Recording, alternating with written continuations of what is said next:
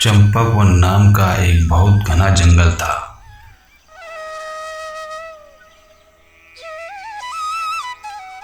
उस जंगल में बाघ अपनी बाघिन के साथ रहता था।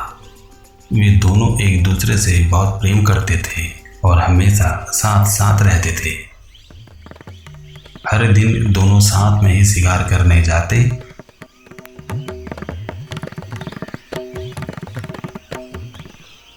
और शिकार को मारकर साथ में बराबर खाते थे।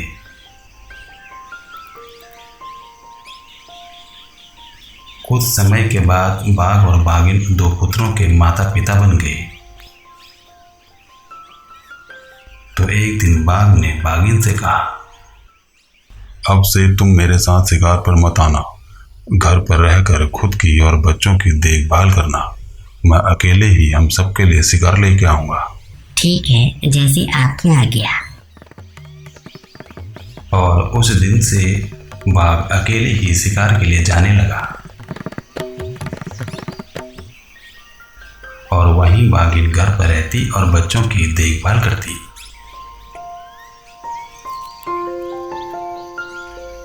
बाघ जो भी शिकार करता उसे अपने साथ घर ले आता, जिसे दोनों मिलकर खाते। इस तरह उनके दिन बड़े ही मजे में कट रहे थे। बदकिस्मती से एक दिन बाघ को कोई शिकार नहीं मिला। थक हार कर जब वह खाली हाथ घर की तरफ जा रहा था तो रास्ते में लोमड़ी का एक बच्चा अकेले घूमता हुआ दिखाई दिया। उसने लोमड़ी के बच्चे से कहा, क्या रे चिरकुट, तू अकेले यहाँ कहाँ घूम रहा है? महाराज, मेरे माता पिता कई दिनों से घर नहीं आए हैं, इसलिए मैं उनका इंतजार कर रहा हूँ। अच्छा, तू एक काम कर, जब तक तेरे माता पिता नहीं आ जाते तुम मेरे साथ चल, नहीं तो तुझे अकेला समझकर कोई अपना शिकार न बना दे। लोमड़ी के बच्चे ने बाघ की बात मानकर उसके पीछे पीछे चल दिया। बाघिन के पास पहुंचकर बाघ ने कहा कि आज उसे एक भी शिकार नहीं मिला। रास्ते में उसे बस यह लोमड़ी का बच्चा दिखाई दिया, तो मैं इसे ही तुम्हारे खाने के लिए ले आया। तुम इसका शिकार कर अपना पेट भर लो। बाघ की बात सुनकर बाघिन ने कहा, जब तुम इस बच्चे को नहीं मार पाए तो मैं इसे कैसे मार सकती हूँ? मैं इसे नहीं खा सकती।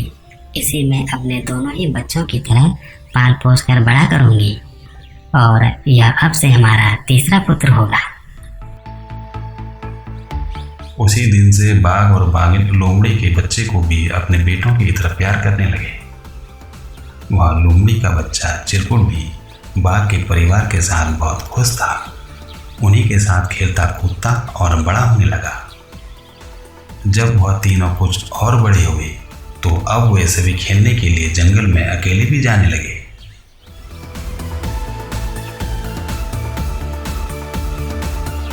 एक दिन जब वे सभी खेल रहे थे तो उन्होंने वहां पर एक बड़े हाथी को देखा। बाघ के बच्चों को देखते ही हाथी जोर से चिंगाड़ा।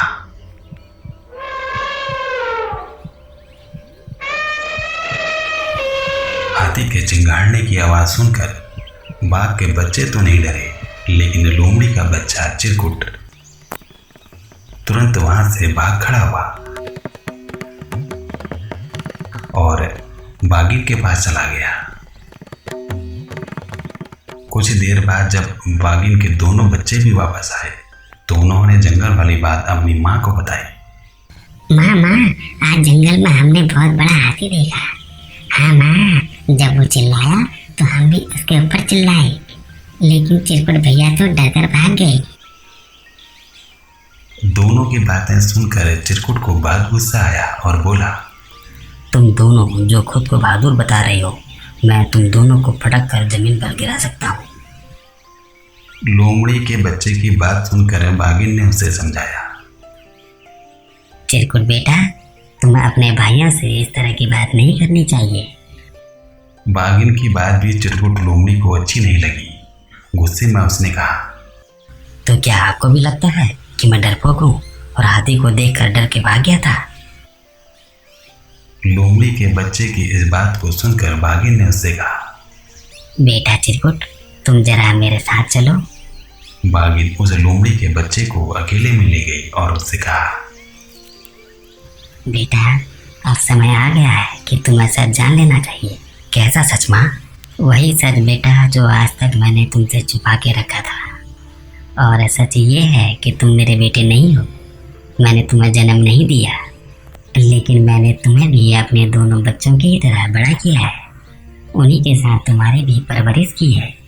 लेकिन तुम लोमड़ी वंश के हो और अपने वंश के कारण ही तुम हाथी जैसे बड़े जानवर को देखकर डर गए और घर वापस भाग आए।